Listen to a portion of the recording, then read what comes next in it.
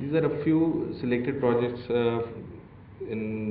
that we would like to share with you, and I would like to request my partner Rashid to talk about some of the projects and what he's done with them. The reason we've chosen these four are because I think a lot of work went into them, and also sort of shows the flexibility we have as a practice and the experimentation we've done. So the Mansha residence is more of a farmhouse, but the scale is very different from the typical houses that we work on. So we had a absolutely free hand on doing whatever. The projects after that, we'll just run through this. So this is our initial rendering of how we thought it would come across. The inspirations were the projects from Taxila and in the north. We thought that this is a different house because it's over about 2,000 canals of area. So कोई इसमें limit नहीं थी कुछ भी करने की, तो we've raised it so that we could see the landscape from each and every space in the residence. So because of that, it's raised above ground, and we have the opportunity to have interesting scenic sort of entrances and exits from the house. So this we thought it would look like in the initial stages, that we used Taxila stone and let plants grow over the years, and we had an amazing landscape architect E.D. Noon helping us. So we could move the slide forward. This is, as you can see, the extent of wherever you can see that's where the land is. So it's raised. वापस जाइएगा एक slide. This is the scenic route in on your right, and the windows that you see are and the stones, all of them are natural materials within Pakistan. So we used terracotta, we used the natural palette of our own country. So nothing other than the limestone is from 1,000 kilometers away. Everything is within 250 kilometers of Lahore. The wood is from managed forests. So we wanted not to use our local wood, but wood from managed forests, and we recycled a lot of the railings that I don't know whether you can see them, are from older houses from within Lahore. So whatever we could get, we used it, and others we copied. Move forward. So a lot of natural stone. The color is with flowers, and this changes through the seasons. So these are not manicured lawns. Flowers grow, they fall, they're cleaned out. Other plants grow through the season. So you'll see as you go up. These are recycled balconies. So in the inside also, these are verandas that lead to different spaces. Again, it's an open air scenario. We have reflecting pools with these multani tiles for color, the Ferozi handmade tiles, and then reflection. The sky reflects on the pools. This is this infinity pool. So throughout this, you'd see the textures of wood.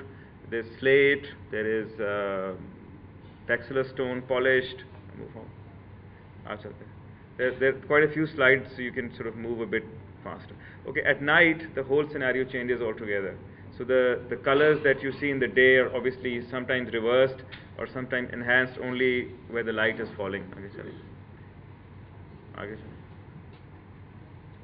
So inside, most of it is white.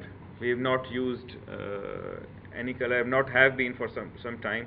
White remains the color. It again changes throughout the day depending on where the sun is.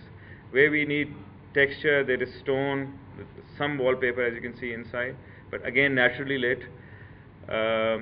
All the bathrooms have textured wall, and natural stone again. Some tiles, some natural stone, again skylit. Different colors achieved through different types of woods, veneers, textured woods. Terracotta on the floor.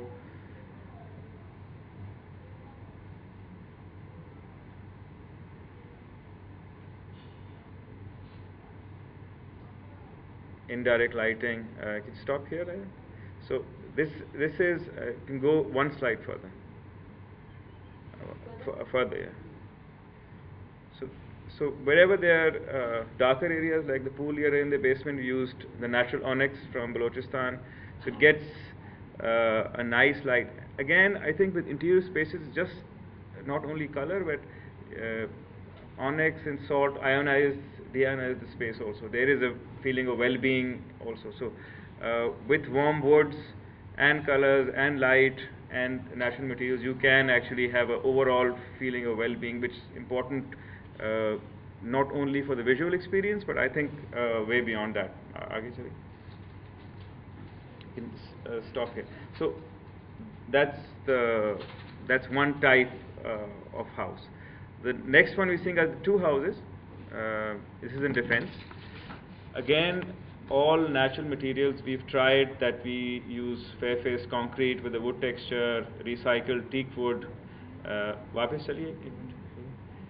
And again, the colors from reflecting the sky on water, and so on and so forth. These are initial conceptual sketches. In this, we've taken things a bit beyond. This is a high-tech house. Again, with the same experiences as the last one, where natural ventilation and natural light, because you can see things because light falls on them, whether it's artificial light or natural light. So we've tried that natural light is maybe the common ingredient in each and everything, and ventilation, because you can keep on changing the houses. One focus on interior spaces is that no matter how you want to decorate it in the future, they should be able to house something very contemporary or something formal also, because in the end it's a combination of things that makes a space. Our color palette, again, warm woods, concrete, like Ispa said, that we like simpler materials in the houses. Some inspirations for food, for pools, again natural materials can move forward. At night, again the color changes. The pool gives you the color that you require. You don't need to paint things. Totally different at night. आगे चलिए.